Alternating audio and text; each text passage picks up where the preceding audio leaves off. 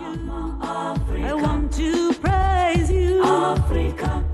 C'est avec un réel plaisir que je vous retrouve pour cet entretien que nous aurons avec un artiste. Et oui, parmi les comédiens, il y en a tant ici en République démocratique du Congo. Le théâtre congolais qui semble être quelque peu désorienté en lieu et place, en donnant une place favorable, on dira communément et abusivement le théâtre populaire, mais ce sont plutôt des séries dramatiques qui aujourd'hui prennent l'envol ici en République démocratique du Congo avec beaucoup de jeunes qui ont été formés, mais par manque de subventions, de promotion et de moyens d'éclosion, ça donne à cette pratique qui, il faut le dire, aujourd'hui se permet quand même de les nourrir et c'est pas leur donner l'occasion de s'ouvrir au grand monde. Pour ce numéro, nous aurons donc l'artiste Bokungu. Bien, une brève présentation. Il est directeur artistique, chef de répétition et assistant réalisateur. Il a plus souvent côtoyé la défunte Mama Chako, paix à son âme. Et avec lui, nous allons certainement parler, si pas de la continuité de ce groupe et encore au mieux de ses activités. Bonjour et bienvenue. Bonjour. Alors, c'est un réel plaisir d'avoir un jeune qui a côtoyé quand même une grande personnalité du monde du théâtre, et ce n'est pas encore des séries dramatiques en la personne de Mama Chako. Alors, pour commencer au mieux cet entretien, je voudrais que tu puisses au moins me parler de cette grande dame de la culture qui nous a quittés. Comme un artiste Bokungu, directeur artistique dans le groupe Académie des Stars, chef à répétition, assistant réalisateur, et groupe Académie des Stars international de Mama Chako. Maman a tika kibiso le 15 juin, au a tika kibiso à partir de 8h. Donc on est maman le 17 juillet. Maintenant, tout continuer, groupe est continuer. Alors, en tant que directeur artistique, nabi que yo un apport plus ya komema, mais elo nini yo retenir et pas Mama Chako.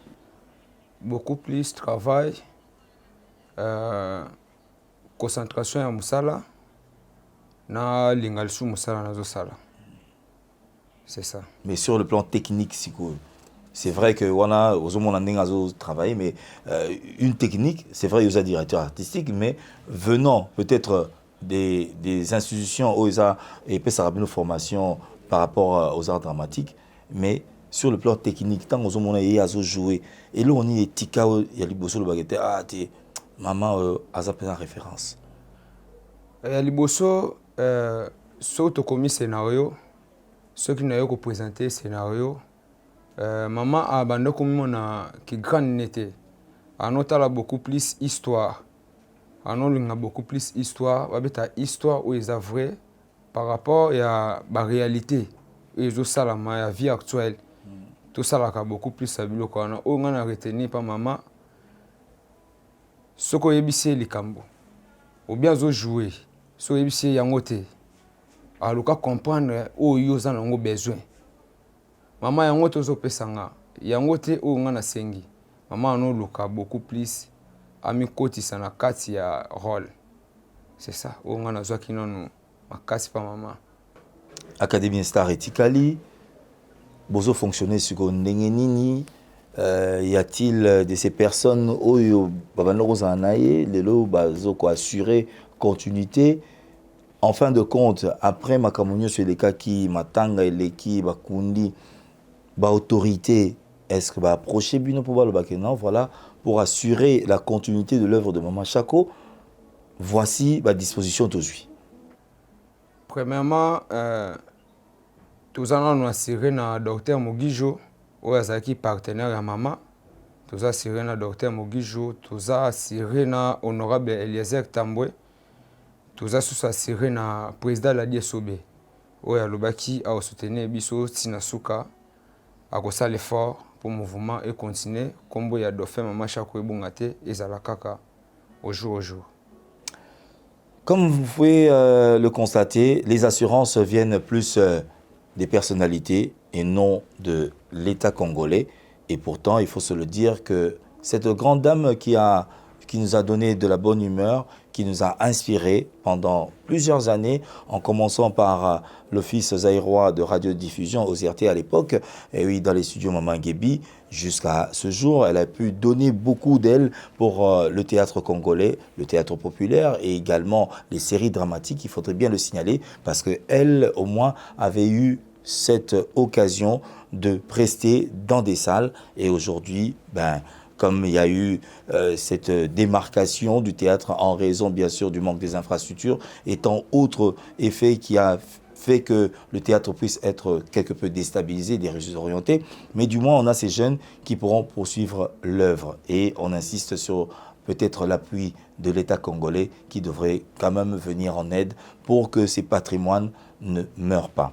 Alors, on va parler quand même de l'artiste et également de ses activités. Rôle de directeur artistique dans le groupe Ezarani. Rôle de directeur artistique, Eza, yenda zoyeba kolakisa ba acteur, comment ko jouer, comment acteur ko se comporter, comment acteur ko zala na scène. Maîtrise scénique, acteur ko zala ndenge nini. Comment ko prester devant public, comment ko zala devant caméra. Comment on cause devant un réalisateur. C'est ça. Donc, Moutaye, peut-être, na rôle bandé na scène naïe, ou bien na esprit naïe, yom tozo coaché, ou bien il y a un autre qui a ce rôle-là, il y a rôle bagena, voilà, par rapport, il y a idée nango, Moutaro, ça, c'est un metteur en scène, ou bien c'est le directeur artistique. Directeur artistique a comblé, a travaillé na metteur en scène, a travaillé na chef à répétition, a travaillé na réalisateur. Pour yende ayebi système de jeu où on est acteur à couper ça, on a réalisateur. Au comme scénario, on est nango réalisateur na oye bola taboué, robima boué, osala boué. Directeur artistique a oye ba capacité acteur. Te acteur oyo azo mérité pas à la art. Réalisateur ndako mekaye atali na ba forme na le billet on a directeur artistique ba talate yete pour mutazo mérité yé ou bien na profil o yangote en lobaiza ya moto a lobby to pe sango na profil ya moto. C'est vrai que Batbaya ou tara bien sûr dans le comportement na bango ndako, est-il facile pour un directeur artistique de gérer nakana déception? Comment fais-tu pour gérer ce grand monde là? Oyo, c'est vrai Batmara la scène, comme vedette. Mais il faut quand même gérer par rapport à la tendance d'esprit. Est-ce que c'est un travail assez facile? Oui. Premièrement, tu as une morale.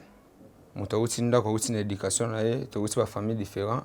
Tu as une morale. Comment tu as une singagabouye, tu as une elingagabouye, ou elingite, ou elingi, pour travailler bien, beaucoup plus concentration.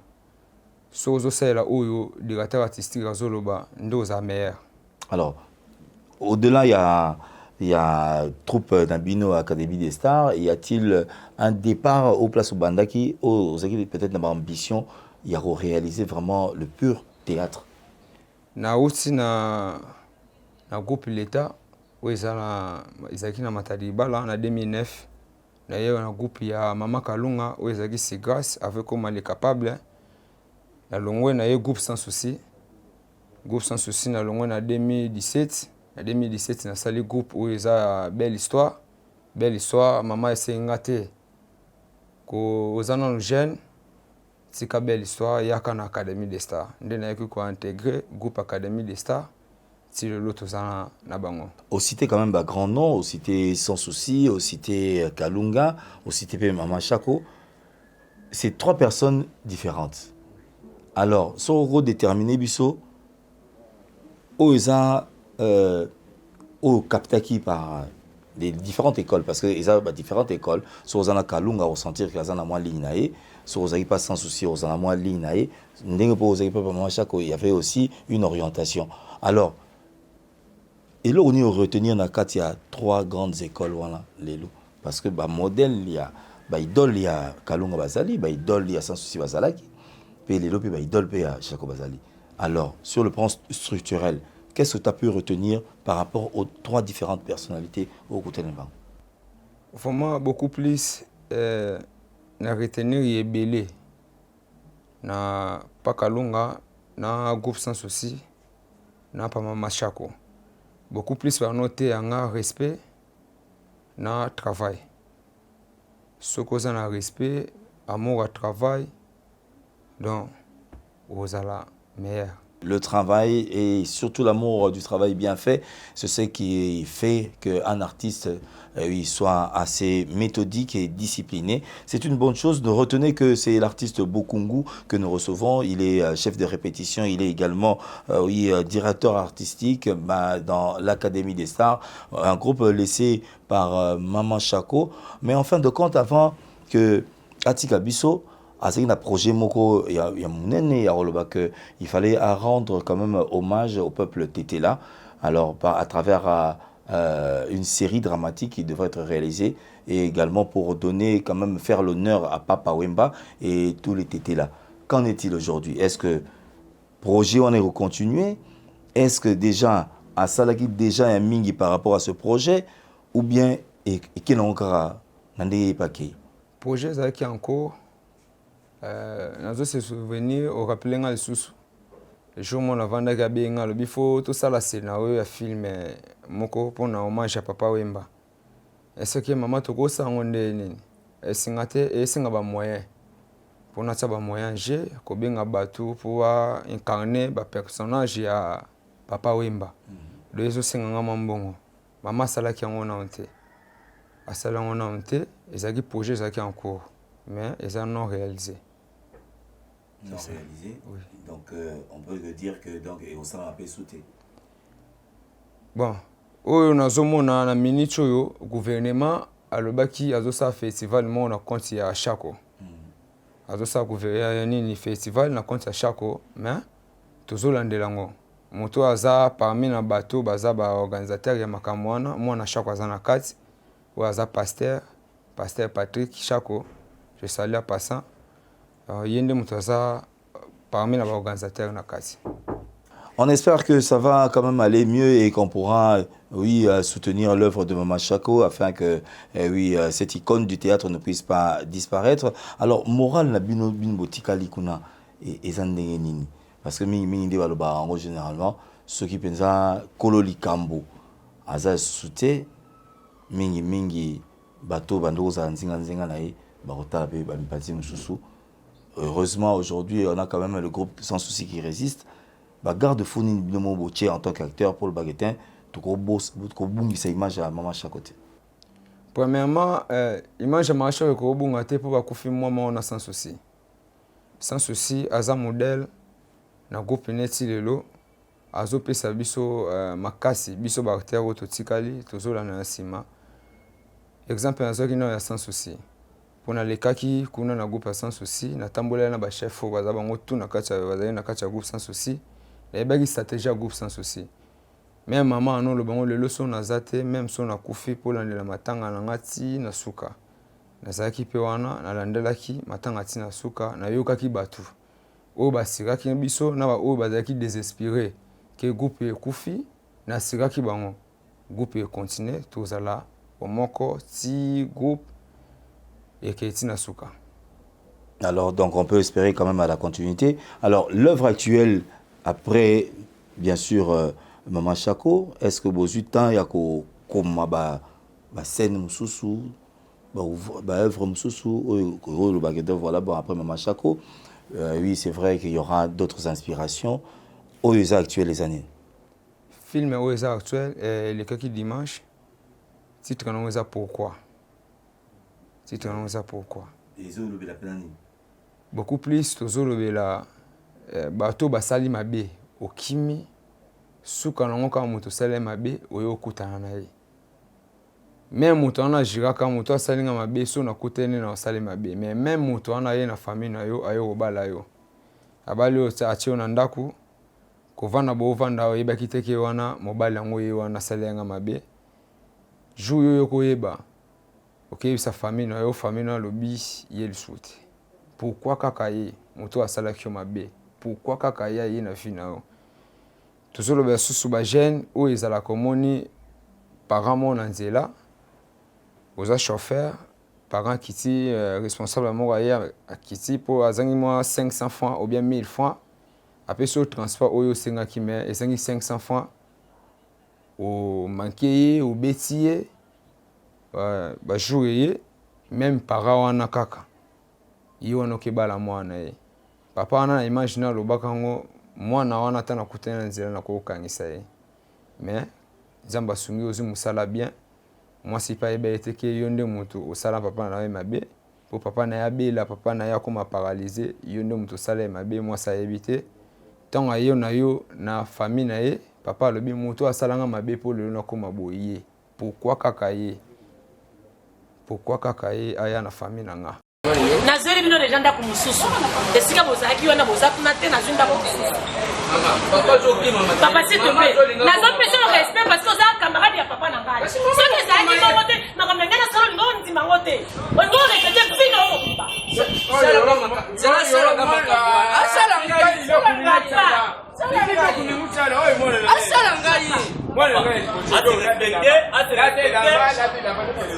mwana na ndako ai baba papa tika na tika ai baba mwana na ndako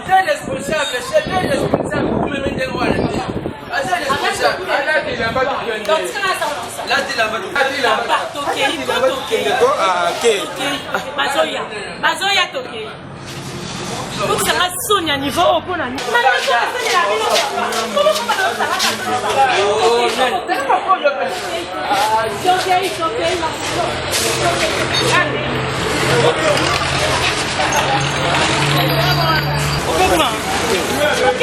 papa tikosambaka po tosalanga boye okakonina na terase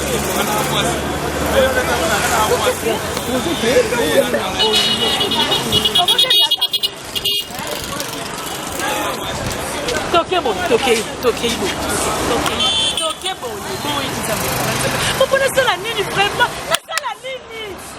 Comment est-ce que vous avez ça sonné partout? Bon, quel est mon affaire qui n'a zone? Pourquoi?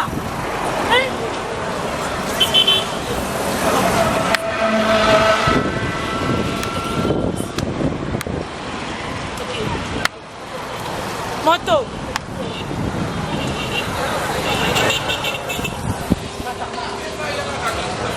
Mata.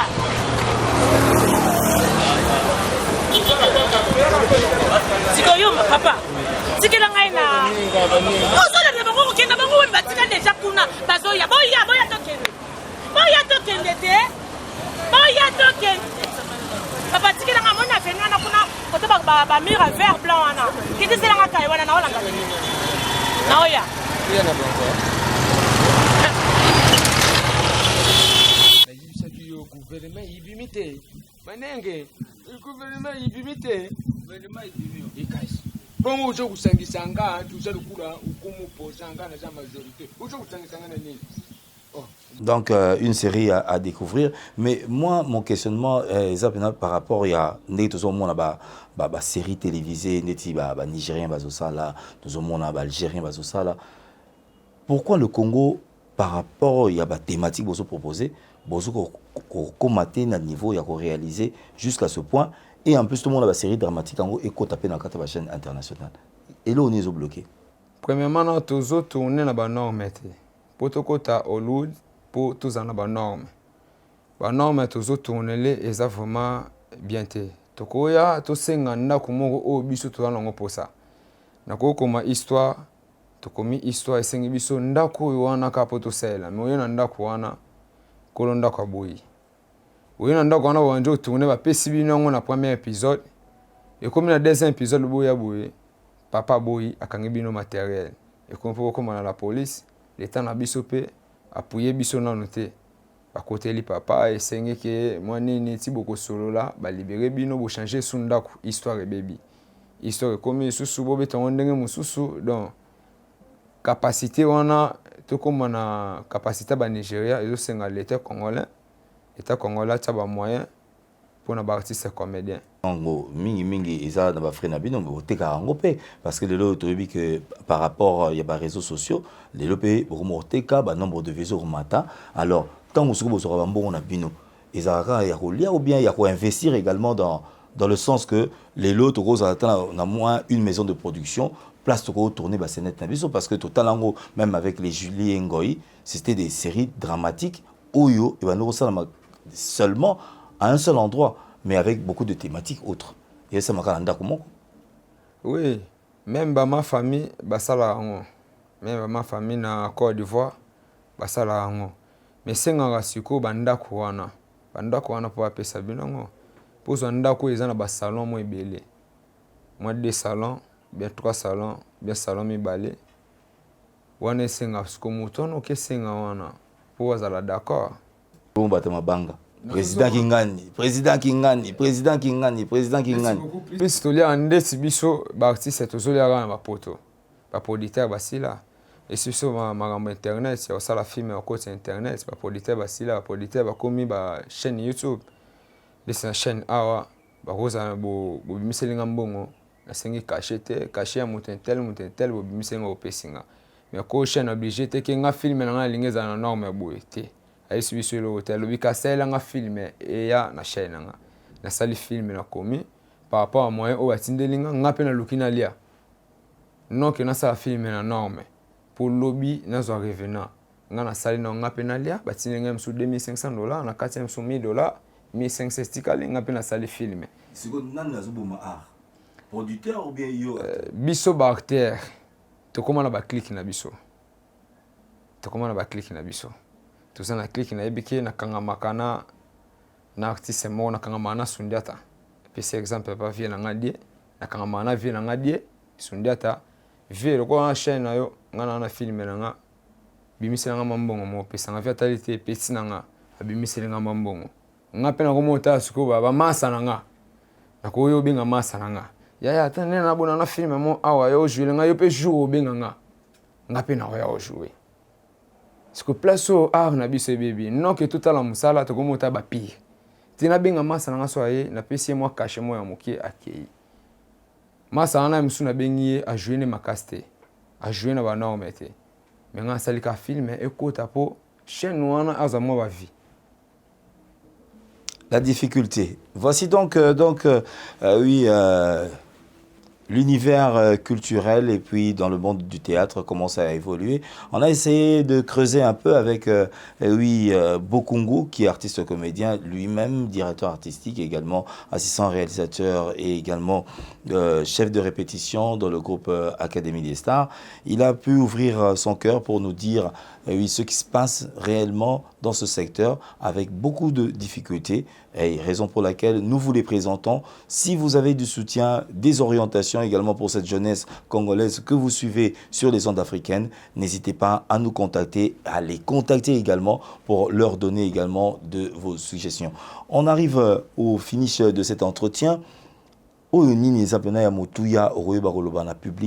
d'abord, il y a Maman Chako. Et en plus, na OESA peut-être l'État congolais par rapport, il y a Vinobino, il y a artistes dans le monde du théâtre. Aussi, pour le moment, nous avons un ministre de la Culture et Art et Loisirs. Tous les artistes et comédiens, les musiciens et beaucoup plus dans le domaine des artistes et comédiens, tel la part na biso. Tous un soutien, tous un finance, tous un cité où il cause la pour na biso artiste, tous un salle spectacle, tous un sous salle ya cinéma, tous un salle cinéma te. Et ko les biso lelo to sala ba misala oyo na ba norme. To projeter pe ba image na biso to tombola critique congolaise. Donc, on a beaucoup plus de soutenir biso artistes et comédiens. Nous avons représenté les comédiens nyonso. Nous avons représenté les comédiens nyonso RDC, même dans la province, même en Kinshasa. Il faut soutenir biso. Voilà. C'est par ici qu'on met un point final. Et j'espère que le message est bien passé. Merci. Premièrement, nazo pesa batu nyonso yo ba soutenir kinga même na matanga si bakundi mama bino nyonso nazo pesa bino ba salutation nazo bana na mama Simba Vita na kati ya Kinshasa mama Nzuzi Vita na France maman Landry Vita na France, je te salue à passant. MJ Balo Disquares na kati ya Canada, alobi Henri Chaipola na kati ya Canada. Salutations à vous, balobi comprenez-moi, comédie il est belé bana Canada, vous comprendre Canada na kati ya Kinshasa na vandi bo na kati ya plateau donc nazo komona Canada balobi Dinamour Kambemba na kati ya France, balobi ingénieur Christian Padi, balobi donc bino nyonso na supesa bino mbote ingénieur Titi Masengo, ingénieur Thomas Kosi na pesi mbote place uzali, balobi honorable Eliezer Tambwe yo pesi biso sourire na simaliwa ya mama Dr Mogijo président l'a dit esobe honorable Ediye le Mulangi papa social. Donc vraiment ba salutation belé, salutation na groupe na biso mobimba Académie des Stars, bana groupe sans souci nyonso, salutation belé, bana nyonso ya groupe Fondation Lisboy, barubi Fondation Lisboy, mboti na bino, barubi mboti na bino et place buzali.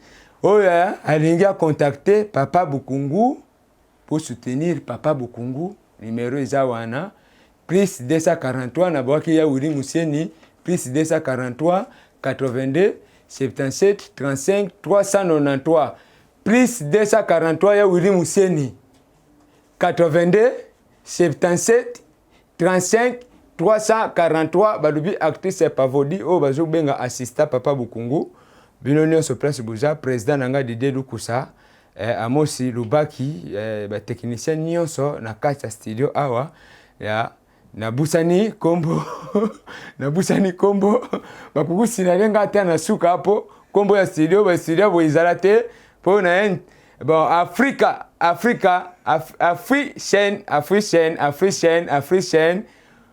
on Africaine, donc salutation et belé, vraiment félicitations ingénieur Christian, félicitations, bah gros bisous Nabino, bisous, balubi bon s'abonner massivement na on de Afrique chaîne africaine. On de Africaine, vous s'abonnez et belé massivement, ou cliquez presse ngongawane iza ibetindi, uchenga, kuna ike, s'abonner. On se retrouve dans un nouveau numéro sur les ondes africaines, dans la tranche culture. N'hésitez pas à nous écrire et à apporter de vos suggestions par rapport à cette tranche culturelle. Au revoir et à très bientôt.